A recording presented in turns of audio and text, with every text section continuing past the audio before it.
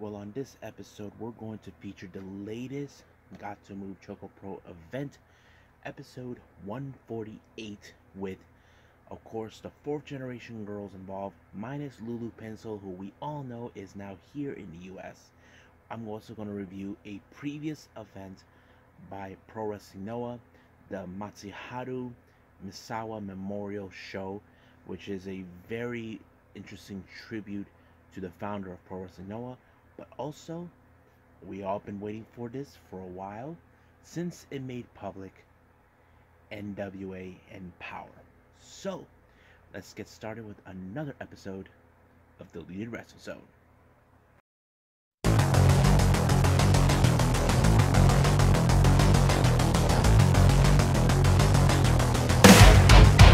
Are you ready? Get up, get up! Get up, get up! Get up, get up! Get up, get up! Get up, get up! Get up, get up!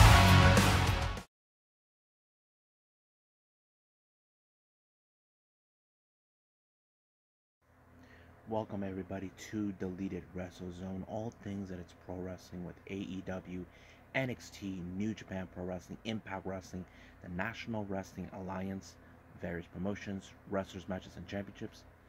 I am your host, Jared here. So, let's begin with the latest ChocoPro event by Gatoh Move Pro Wrestling.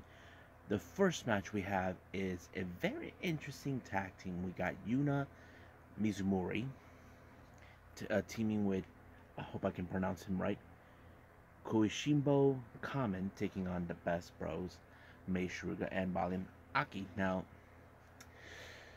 I don't know what's up with Mei Suruga. She wanted snacks. She even tried to rile things up with Kamen. I'm like, what the heck is wrong with her? Of course, Balin Aki was trying to reason with her. She's a loose cannon. People can say that she's a loose cannon, as much as we want to say it. But I don't know how can it. But however, the match went right away. Even no matter what it takes, I think this was a fun match because it showed, Mei Suruga, she's a wild one. She's a sly devil. She can try to get away with anything. Not to mention stealing their snacks. Yeah, you heard me. Snacks. And of course, it was the snacks that helped Best Bros to wins, and not to mention Mei Suruga takes the snacks with her, leaving Mizumori and what's his name, Shimbo Kamen with nothing. So basically, they are left with no snacks whatsoever. Now, the next match is a pretty interesting one. We got Dragon Ninja facing off against each other.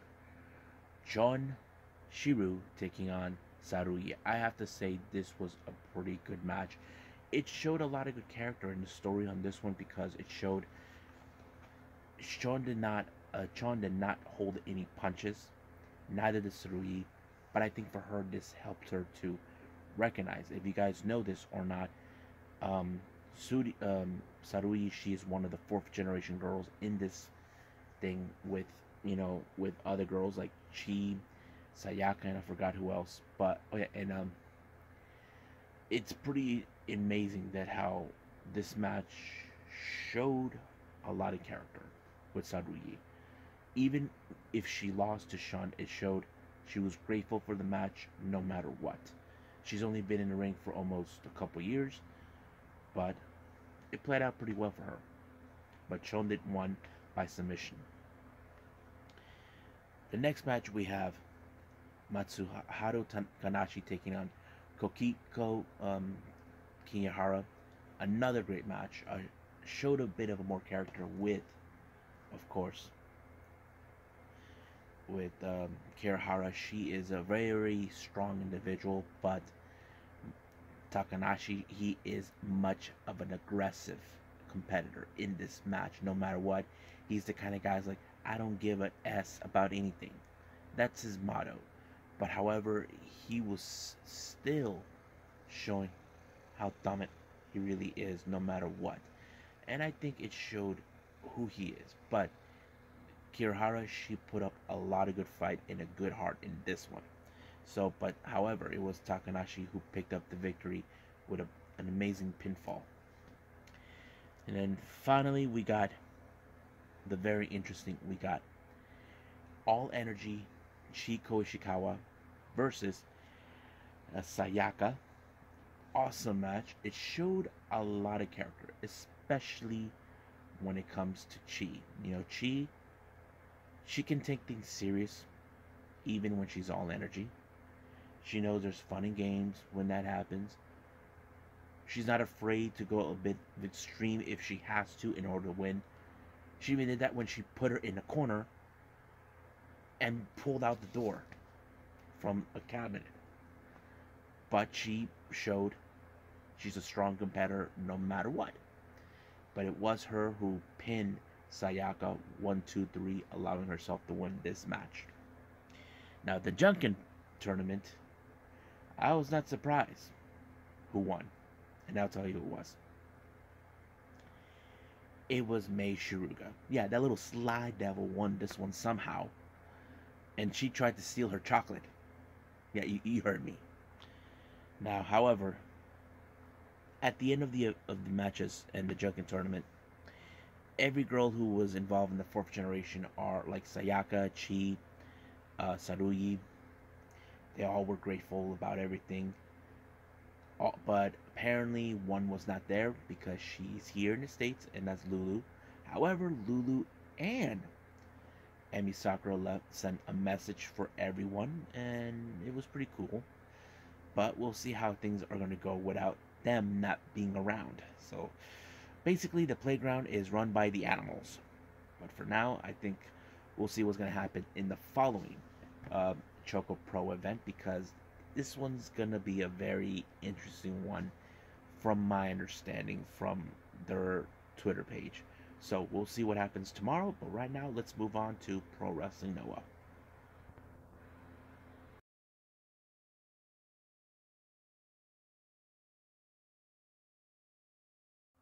Okay, so I decided to review Pro Wrestling Noah, the Mistuharu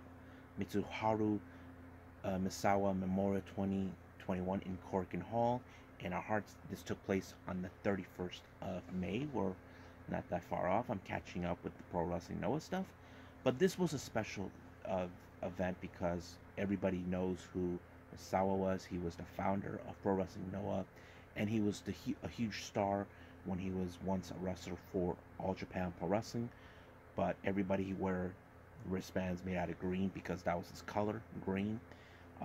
Even their mats were made out of green in the early days, but it's great that now this is a pretty good event, and I enjoyed it. So the first two matches were originally more like dark matches.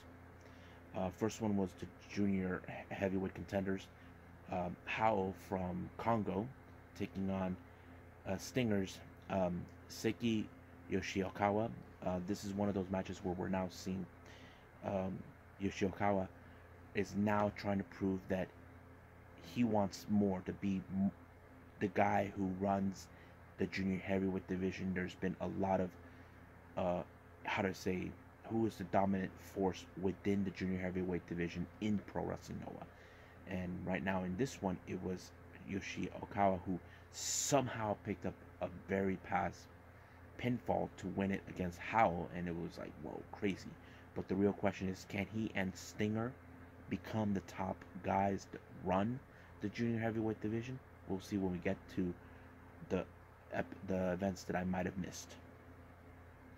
Now the second dark match is an 8-man tag team match. We got Congo, consistent of Mio, Tadasuke, Manabu Soya, and of course my favorite, the guy not to underestimate, not to get in his way, Keno, taking on Kinya Okada, Junta Miyawaki, Yoshiki Inamura, and of course Kaito Kiyomiya. Now this is one of those matches where, of course, Kaito is trying to determine he belongs in wrestling regardless, because there are those who are saying that his loss to Keiji Muto was a big blow in his career, and the only person who can prove that is none other than Keno, because Keno, he is a guy who's been in that situation, but he's the kind of guy who's not afraid to laugh at your face, to remind you what of a big failure you are. And that's exactly what he did. He actually pinned Kiyomiya to prove a point, and that's what he did. Now, we start the event with the opening match, which for the GHC Junior Heavyweight Tag Team titles between Hajimare Ohara and Daisuke Irada taking on Stingers Yoshinari Ogawa and Hiyata. Now, this is one of those matches. As you know, Ohara was part of a very popular junior heavyweight team called Full Throttle until Yoshiaka betrayed him and joined Stinger, and of course Yohei joined Nosawa's team, and it went out pretty well. But I have to say, this is one of those matches where Stinger tried everything in their power to ensure they remain the tag team champions, even if they had to hurt Harada. But Harada did not waver no matter what, and it was, of course, Ohara who actually picked up the victory for his team, allowing himself now be the new GHC Junior Heavyweight Tag Team Champions.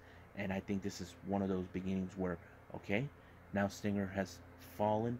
They are now trying to prove who has the better junior heavyweight division. So we'll see who's dominant force. Next match is for the heavyweight tag team titles between Funky Express, Shohei Taniguchi, and Mohamed Yane taking on Aggression, consistent of Masao Kitamiya and Katsuhiko Nakajima from Congo. This match was intense, but however, majority of the match we see what's his name?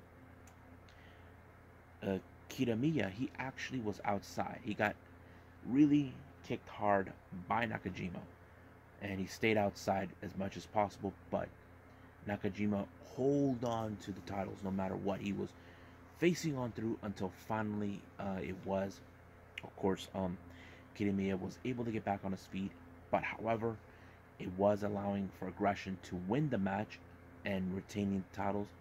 But that's not the biggest shocker that took place. The biggest shocker is Kitamiya turned his back on Nakajima. Keno and the rest of Congo were in shock. Even the fans who were there were in shock. They're asking, why did Kitamiya betray them? And it turns out Kitamiya and Nakajima had a bit of a 10-year grudge against Nakajima. Now, much of the details is still not, we're not being told yet.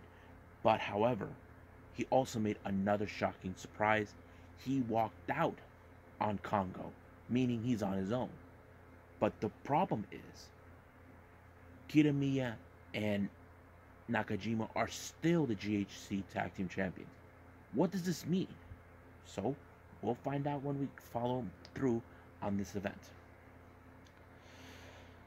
Now, the next match we have is the GHC Junior Heavyweight title. We have Yuya Suzumu of Stinger taking on Atsushi Kotoge.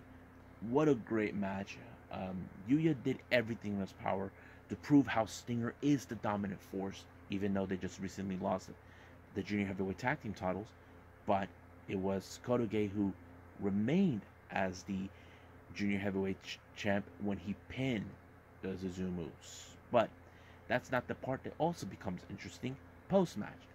There are challengers coming left and right from all junior heavyweight contenders, from different factions, from Congo, from Stinger, from Nosawa's team. But however, Kotoge said he's willing to take them all on. You know, but he did state there's going to be a Rumble match. And whoever wins it might be the one to challenge Kotoge. He even told Hajime and what's his name? His brother, and of course Harada, you can join the fight. So he's not afraid even fight his own teammates. And that showed Kotoge he is a strong champion no matter what. You can say what you want, but he's a fighting champion. Next match we have is the GHC national title. We got Kazushi Sakurada versus Takashi Sugiura. Both of them are members of the Sigura Army Goon. They're not afraid to fight. But however, each of them knows their own moves. I have to say it played out pretty well. And it showed a lot of character with Sugiura, who in fact is still the dominant guy in the entire, not in this for this title. And he impresses me, and not to mention he's not afraid to fight back against his own brethren. But however, they both got a visit from DDT wrestlers, Shukodino, and of course Sasandango Machine, setting up a stipulation for their upcoming match at Cyber Fight. And I can't wait to get there. But that's another conversation for another time. Now the main event, it's M alliances fighting each other in a showdown. In one team, we have Matsukatsu Funaki and Naomichi Marufuji taking on Masato Tanaka and Keiji Muto. I have to say the match was pretty well. It's because it turns out in this one, Keiji Muto and Marufuji are facing off for the GHC heavyweight title at Cyber Fight. And I'm excited to see that. I want to even know it already happened in early June, but I will see it as soon as possible once I catch up everything with DDT, because I need to catch up exactly in alignment with all of them.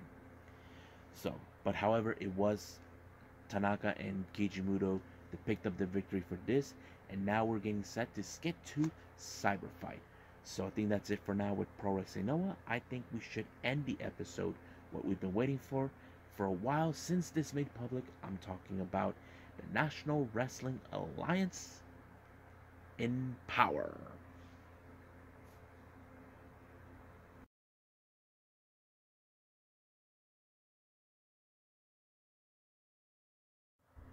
Well, we all been waiting for, we've been expecting it. As you know, NWA Empowerrr, an all-female promotion pay-per-view. No, scratch that. An all-female pay-per-view. Now, gonna compare it. I'm gonna ask any of my friends on social media, what do they think about this? Can we compare it? Now, I may put it on the podcast, but we may never know. But right now, let's talk about the entire event. The pre-show, we had Sky Blue versus Christy James. It was a really fun match. Now, I wasn't sure what these two were going to do, but it played out pretty well for them to be in the pre-show. I'm a big fan of both of them. I even met Christy James before. It was really fun. Christy Jane is one of the most tough, strong competitors. They ought to call her style Brazilian strong style. You know, I don't know. I don't know if she can hear me about that, but anyway. But Christy Jane won the match. Now we get to the opening of the show. They introduced the executive producer of the event, Mickie James. I have to say she gave an impressive promo. The reason is this. If you all recall, she even talked about this having an all-female brand in WWE. And they all said, WWE said this, what I find a load of crap. Won't make any money. Bullshit, bullshit. It wouldn't make money, then what is this? Are you blind? But anyway, I have to say, it was a very good promo. Even I heard Velvet Sky, she was breaking into tears for what an amazing promo that Mickie James put in. And I have to say, it kind of felt natural. Now let's get to the first match. This was more of a battle of the brands. We have Kylie Rae, who's representing NWA, Chick Tormenta from AAA, and of course, Diamante of AEW. I have to say this was a pretty good darn match. But the real question was, even though many of the NWA fans were saying Kylie Rae would win it because A, she is always smiling, 2, NWA home advantage. That is a good point. But you cannot count out the ability of Diamante, how she is able to win this match. She is a tough, strong, basically doesn't give a damn kind of competitor. And that's what she did. She won like that. Now, the next two matches are for the NWA Women's Tag Team Tournament semifinals. First match, we have Hell in High Heels, consistent of Renee Michelle, Sahara 7, taking on the Hex, Allison Kay, and Marty Bell, who we haven't seen them in NWA since last year when they were released because things were not going well for them in during the pandemic. But I'm not sure if they will be back full time. That all depends on Billy Corgan. But it's a great match. I have to say, seeing them as a tag team, it felt great to see them for the first time because, of course, I heard the stories that they were in the tag team, they're good friends, and very impressive match, I have to say. But I was happy that the Hex won the match. It felt right for me. The next match, we have the Free Babes, consisted of Jazzy Yang. If you guys know this or not, Jazzy Yang is the daughter of Jimmy Wang. Yeah, you know him, the cowboy Japanese wrestler Jimmy Wang. Teaming up with Miranda Gordy, who turns out that her dad is in fact a member of the Freebirds, and they're being accompanied by Hollywood Haley J. They're taking on against AEW stars Red Velvet and Kylie King. I have to say, now before I move on in this, I have to say Jazzy Wang did a pretty good job, not the best job, a pretty good job standing on her own. But however, the entire match was great. It showed how AEW is becoming a very strong organization, and not to mention developing women. Even though there's huge criticism on this one, but you can see a lot of the women matches on Dark or Elevation, and it plays out pretty well on that. But however, it was Red Velvet and Kylie King that picked up a good victory, so they will be facing the Hex in the finals. Now, the next thing we have is Gail Kim coming out for a promo. As you know, she and Mickie James go way back. As soon as she was giving out her promo, her longtime rival, Taryn Terrell, who used to be on Impact, does not appreciate Gail Kim coming into her turf, saying this is her ring. She runs the entire show. She even brought Paula Blaze and Genocide if she didn't play ball. But however, Awesome Kong showed up out of the blue and took out both Genocide and Paula, and it was interesting, but it was a great promo to see both of them together. If you guys already heard Awesome Kong is now officially retired. Now, I know some of you saying, wow, we know she was recently released from AEW. True, but we don't know the extent of that much. But if that's what she wants, we must show our respects for her that. The next match is a title match. This is for the Impact Knockouts title between Melina and the virtuosa Deonna Purrazzo. Now, this match told a good story how Deonna Purrazzo underestimated Melina. She thought Mickie James warned her. She's vicious. She's predictable. Deonna was not impressed, but however, I think she was wrong. But she did try to use every aspect to win. Melina hurt herself, and of course Deonna targeted that, allowing herself to tap out, and of course once again disrespecting Melina when she tried to clean her shoes, proving once again. But the real question is, who will be Deonna Purrazzo? Who could be the one to dethrone the virtuosa? It has to be someone strong, someone who can end the virtuosa, but that's another conversation for another time. Now we get to the finals for the NWA World Tag Team, the Women's Tag Team title.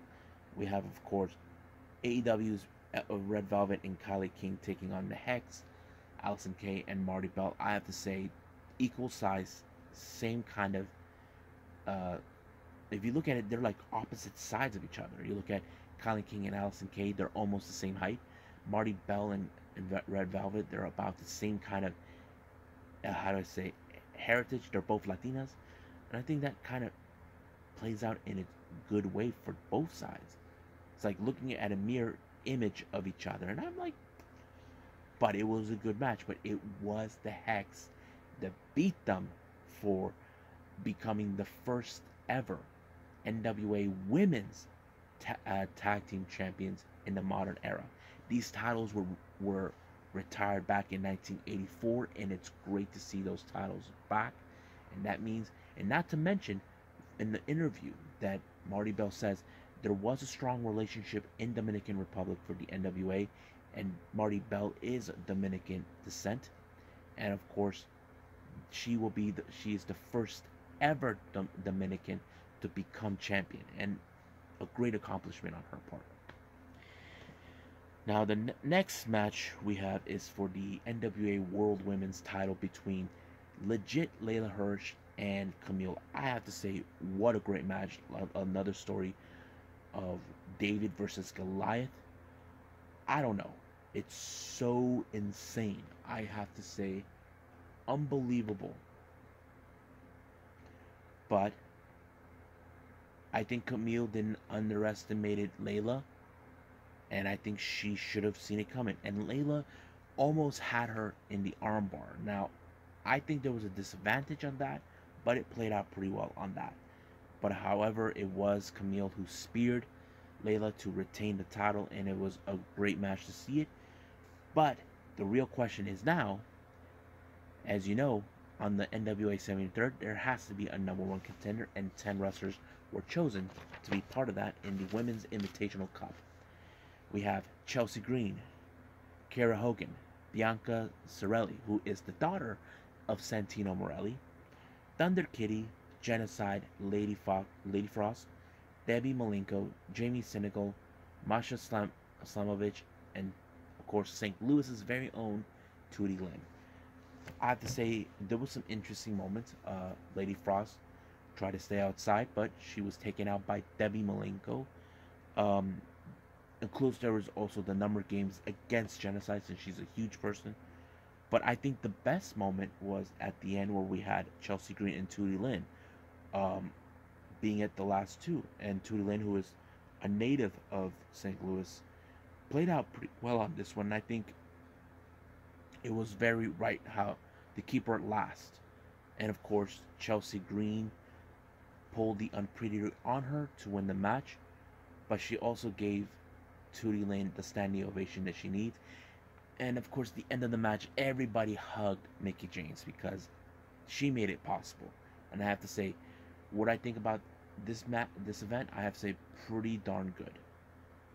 I give it a possible 10 out of 10 because it showed collaboration from different, not only with even wrestlers who are not even affiliated with any promotion or anywhere. I have to say, these are the women that they choose carefully, and it was nice. But I will explain more on the podcast if you guys get to see it. So I think that's pretty much it. So we'll see what's going to happen on the next day, because Chelsea Green will be now facing Camille for the NWA World Women's title. Well, I hope you guys enjoyed this episode. Coming up, we have more on Gatoh Move of ChocoPro of number 149. I heard there's going to be a sort of Rumble match. I don't know. This is the first time I do. I'm also going to review a past event by DDT Pro Wrestling, but also the other of NWA Show 73rd. I'm excited for this one because this is going to be a heck of a show to watch. Now, before I go, I'm going to do this now because it's been announced on Twitter, and I was shocked. I was surprised. This was coming from Stardom. As you all know, I'm a little behind on this, and I'm going to do it right now before I hit myself. Apparently, we had the surprising return of Azuki. Yes, you heard me, Azuki. If you guys don't know who she is, she was one of the most interesting competitors in Stardom. She was part of a faction with Oda Tai. She officially retired from wrestling from Stardom like back in 2019. There's been a lot of questions about her retirement. It looks like Bushiroad, it appeared that they did not like her because if you guys may or may not know this, a lot of Azuki's life has been kept private. There were rumors and circulations about her past, about saying she's involved with the Yakuza. If you guys know who I'm referring to, I'm talking about the Japanese mafia. Now, there is no indications on that. Even Azuki made it clear she never talks about it. Even when Kagetsu was still around, they even tried to get into to find out more about her. She just kept quiet. Now, I don't know what's the intent. I don't know what Bushiro did. Now, did they had a change of heart? Did they really look into her? I don't know. Much of the details is still unclear about Azuki's return. Now, I will put a pin on this one about Azuki's return, because to me, don't get me wrong, it's great to see her back. But the question is, why? Why are they allowing her back? Because I know ever since Bushiro purchased a Stardom back in 2019, they want to make certain changes. And Azuki was amongst those that could have been the trigger of it. But like I said, this is going to be on, I'm going to put a pin on this one. But I will follow up anywhere. If I will find out from any source I can find, either from the Wrestling Observer, Wrestling Inc., or Ringside, or wherever. I will get to the bottom of it, and I will do the best I can. But for now, I'll see you guys in the next DWZ time. Same DWZ channel. I must bid all of you adieu. So goodbye. Mwah. And have a nice day. Bang.